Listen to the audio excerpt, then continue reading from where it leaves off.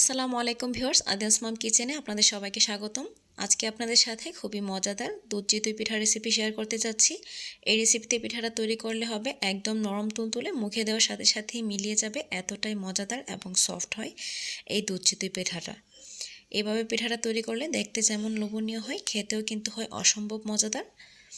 এই শীতের সিজনে এই দুধ চিতই পিঠাটা একবার হলেও ট্রাই করবেন, আশা করছি আপনাদের কাছে ভালো লাগবে। তো চলুন রেসিপিটি দেখে নেওয়া যাক। প্রথমে চিতই পিঠা তৈরির জন্য এখানে আমি শুকনো চালের গুঁড়া নিয়ে নিয়েছি 2 কাপ পরিমাণ। আপনারা চাইলে ভেজা চালের গুঁড়াও নিতে পারেন, সেমভাবে করে নিতে পারবেন। তারপর এর মধ্যে আমি হাফ চা চামচ পরিমাণ লবণ দিয়ে দিলাম। লবণটা দিয়ে একটু মিশিয়ে এর মধ্যে আমি এখন পানি দিয়ে দেব। পানি নিয়েছি আমি এখানে কুসুম গরম পানি, অর্থাৎ পানিটার মধ্যে আঙুল দিয়ে ডোবানো যাবে, কিন্তু খুব বেশি সময় ধরে রাখা যাবে না। এরকম গরম পানি দিতে হবে। এরকম গরম পানি আমি এখানে প্রথমে 1 কাপ পরিমাণ দিয়ে প্রথমে ভালো করে এই মিশ্রণটাকে মিশিয়ে নিব। অল্প অল্প করে পানি দিয়ে একটু আঠালো করে একটা মিশ্রণ মাখিয়ে নিতে হবে। আর এভাবে দিয়ে আমি প্রায় 10 থেকে 15 মিনিট সময় নিয়ে এই মিশ্রণটাকে মাখিয়ে নেব। এতে করে কিন্তু চিতই পিঠাগুলো যেমন সফট হবে, এই ডোটাও খুব পারফেক্টলি হয়ে যাবে। আপনারা চাইলে এই কাজটা সহজ করার জন্য ব্লেন্ডারে নিয়ে এই মিশ্রণটাকে ব্লেন্ড করে নিতে পারেন 1.5 কাপ পানি দিয়ে। তো আমি ব্লেন্ডারে নিচ্ছি না, আজকে হাতের সাহায্যে মাখিয়ে করে দেখাচ্ছি। তো এভাবে করেই কিন্তু প্রায় 2 কাপের মতো পানি দিয়ে আমি মিশ্রণটাকে তৈরি করে নিয়েছি। তো মিশ্রণটা এখনও কিছুটা ঘন আছে, আমি আরও কিছুটা পানি অ্যাড করব।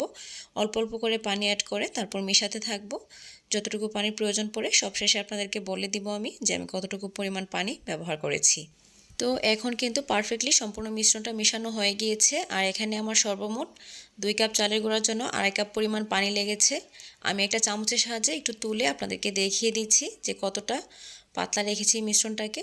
দেখুন, একদম পানির মতো পাতলাও করা যাবে না, আবার খুব বেশি ঘনও রাখা যাবে না। এই ধরনের একটা মিশ্রণ তৈরি করে নিতে হবে।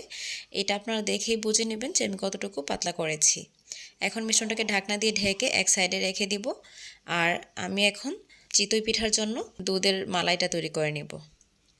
এর জন্য প্রথমে এখানে 1.5 লিটার পরিমাণ দুধ নিয়েছি, তার সাথে 2-3টার মতো এলাচি, 2 টুকরো দারচিনি আর 1/4 টিস্পুন পরিমাণ লবণ, একটা তেজপাতা দিয়ে দুধটাকে আমি ফুটিয়ে নিয়েছি।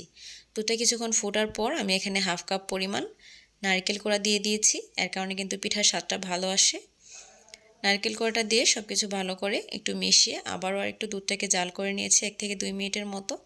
তারপর এখানে আমি খেজুরের গুড় দিয়ে দিয়েছি হাফ কাপ পরিমাণ। আর খেজুরের গুড়টা মেশানোর সময় কিন্তু অবশ্যই চুলা আঁচটা লোতে রেখে তারপর খেজুরের গুড়টা দিয়ে মিশিয়ে আবারও চুলা আঁচটাকে বাড়িয়ে দিয়েছি। এই কাজটা অবশ্যই করবেন, এতে করে দুধ ফেটে যাওয়ার কোনো চান্স থাকে না। তারপর সব কিছু মিশিয়ে কিছুক্ষণ জাল করার পর এখন আমি চুলার আঁচটাকে বন্ধ করে দিয়ে এই মালাইটাকে এক সাইডে রেখে দিব। মোটামুটি ভালোই ঘন হয়েছে মালাইটা, এর থেকে বেশি ঘন করব না। অতিরিক্ত ঘন করলে পিঠার ভিতর সুন্দরভাবে মালাই প্রবেশ করতে পারবে না। তার জন্য এই পর্যায়ে আমি এখন চুলার আঁচটাকে বন্ধ করে ঢাকনা দিয়ে ঢেকে এই মালাইটাকে একপাশে রেখে দিব। তারপর চলে যাচ্ছি পিঠা তৈরির প্রসেসে। তো এরই মাঝে প্রায় 20 মিনিটের মতো কিন্তু রেস্টে রাখা হয়েছে এই মিশ্রণটাকে। এখন আমি এই মিশ্রণটা দিয়ে পিঠা তৈরি করে নেব। একটু নেড়ে চেড়ে ভালো করে মিশিয়ে নিচ্ছি। আর প্রতিটা পিঠা তৈরি করার আগে একটু নেড়ে চেড়ে ভালো করে মিশিয়ে নেবেন। আর এখানে একটা কড়াই আমি খুব ভালো করে গরম করে নিয়েছি। দেখুন, পানিটা দেওয়ার সাথে সাথেই পানিটা শুকিয়ে যাচ্ছে, তার মানে প্যানটা পারফেক্টলি গরম হয়েছে। প্রথমে হাই হিটে প্যানটাকে ভালো করে গরম করে তারপর একটু তেল ও পানি মিশিয়ে একসাথে একটা কাপড় দিয়ে এটাকে মুছে নিচ্ছি কড়াইটাকে। এখানে আমি মোটা লোহার কড়াই ব্যবহার করেছি, আপনার মোটা তলানিযুক্ত অন্য প্যানও ব্যবহার করতে পারবেন। তারপর পরিমাণ মতো মিশ্রণ দিয়ে এখন এটাকে ঢাকনা দিয়ে ঢেকে মিডিয়াম টু লো আঁচে 3 মিনিট আমি রান্না করব। আর এখানে কিন্তু চুলার আঁচটা বেশি বাড়িয়ে রাখা যাবে না, তাহলে কিন্তু পিঠার নিচের দিকটা কালচে হয়ে যাবে। আর কালচে হলে কিন্তু দুধ চিতই পিঠার স্বাদ নষ্ট হয়ে যাবে। দেখুন, প্রথম পিঠাটা কিন্তু পারফেক্ট হয়নি, এরও কারণ আছে। আপনারা অনেকেই তৈরি করার সময় নিশ্চয়ই এরকম হয়। এই পিঠাটাও কিন্তু খাওয়া যাবে, কিন্তু পিঠাটা কিন্তু ফুলকো হয়নি। আর এরকম পিঠা কিন্তু দুধ চিতইয়ের জন্য কখনোই পারফেক্ট না। তাই আমি এখানে দিয়ে দিয়েছি 1 চা চামচ পরিমাণ বেকিং পাউডার। আর বেকিং পাউডার না থাকলে আপনারা এখানে আধা চা চামচ পরিমাণ বেকিং সোডা দিয়ে দিবেন, তাহলেই হবে। বেকিং পাউডারটা দিয়ে খুব ভালো করে মিশ্রণটার সাথে 1-2 মিনিট সময় নিয়ে আমি মিশিয়ে নিচ্ছি। আর এখন বেকিং পাউডারটা দেওয়ার পর যখন পিঠাগুলো তৈরি করবেন আপনারাই দেখতে পারবেন প্রতিটা পিঠা কিন্তু আগের তুলনায় অনেক বেশি ফুলকো হবে। একটা পিঠা তৈরি করে আপনাদেরকে দেখানোর কারণ হচ্ছে আপনারা যদি বেকিং পাউডার ছাড়া এই পিঠাটা তৈরি করেন সেক্ষেত্রে কিন্তু ব্লেন্ডার করার পরও আমি দেখেছি যে পিঠাটা ফুলকো হয় না। তাই অবশ্যই এখানে বেকিং পাউডার অথবা বেকিং সোডা দিয়ে পরবর্তীতে পিঠাটা তৈরি করে নেবেন। আর এখন কিন্তু পিঠাটা যেমন ছিদ্রযুক্ত হয়েছে তেমনি ফুলকো হয়েছে। প্রতিটা পিঠাই কিন্তু এভাবে তৈরি করলে অনেক বেশি পারফেক্ট হয়। এখন আরও কয়েকটা পিঠা তৈরি করে আপনাদেরকে দেখিয়ে দিচ্ছি। এভাবে একে একে আমি পিঠাগুলো তৈরি করে নেব। আর কয়েকটা পিঠা তৈরি করার পর আবারও একটু তেল পানির মিশ্রণ দিয়ে কড়াইটাকে মুছে নেবেন, তাহলেই হবে। বারবার মোছার কোনো প্রয়োজন নেই।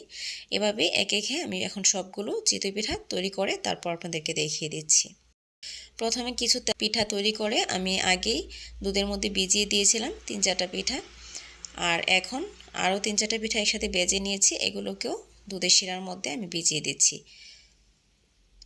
পিঠাগুলো এখন মিডিয়াম গরম অবস্থায় আছে। এই পর্যায়ে আমি গরম দুধের মধ্যে পিঠাগুলোকে দিয়ে দিচ্ছি, দিয়ে একটু উল্টে পাল্টে দিচ্ছি যাতে সব দিক থেকে সমানভাবে দুধের মালাইটা প্রবেশ করতে পারে। তারপর এভাবে করে আমি ঢাকনা দিয়ে ঢেকে পিঠাগুলোকে রেখে দেব 20 থেকে 30 মিনিটের পর্যন্ত। আর এর মাঝে কিন্তু পিঠাগুলো খাওয়ার জন্য একদম রেডি হয়ে যাবে। এর থেকে বেশি সময় রাখার কোনো প্রয়োজন নেই। 20-30 মিনিট রাখলেই কিন্তু পিঠাগুলো অনেক বেশি নরম তুলতুলে হয়ে যায়। আর এই পিঠাগুলো কিন্তু কখনোই চামচ দিয়ে তুলতে যাবে না, তাহলে কিন্তু পিঠাগুলো ভেঙে যাবে, কারণ পিঠাগুলো কিন্তু এখন অনেক বেশি সফট আছে। এভাবে একটা কাচের ছোট পিস দিয়ে আমি পিঠাটা তুলে নিচ্ছি। তুলে আপনাদেরকে নামিয়ে একটু কেটে আমি দেখিয়ে দিব। রেসিপিটি ভালো লেগে থাকলে প্লিজ ভিডিওটিতে একটি লাইক করে দিবেন আর আমার চ্যানেলটিকে সাবস্ক্রাইব করে আমার চ্যানেলের পাশেই থাকবেন। এতে করে যখনই আমি নতুন কোনো রেসিপি আপলোড করব আপনারা সঙ্গে সঙ্গে সেটা দেখে নিতে পারবেন। আর এই রেসিপিতে পিঠাটা তৈরি করলে কিন্তু খুব সহজেই তৈরি করা যায়, কিন্তু খেতে হয় অসম্ভব মজাদার। কাটাটা দেখে নিশ্চয়ই বুঝতে পারছেন কতটা নরম তুলতুলে হয়েছে। মুখে দেওয়ার সাথে সাথেই মিলিয়ে যাবে, এতটাই মজাদার হয়। আর এই ধরনের একটা পিঠা কিন্তু ছোট বড় সবাই অনেক বেশি পছন্দ করবে। আমি তো বলবো এই শীতে সম্পূর্ণ রেসিপিটা ফলো করে একবার হলো বাসায় ট্রাই করে দেখবেন। আশা করছি আপনাদের কাছে ভালো লাগবে।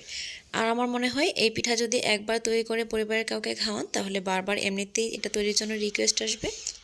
রেসিপিটা শেষ পর্যন্ত দেখার জন্য আপনাদের সকলকে অসংখ্য ধন্যবাদ। সবাই ভালো থাকবেন, সুস্থ থাকবেন। আজকে এই পর্যন্তই। আল্লাহ হাফেজ। আসসালামু আলাইকুম।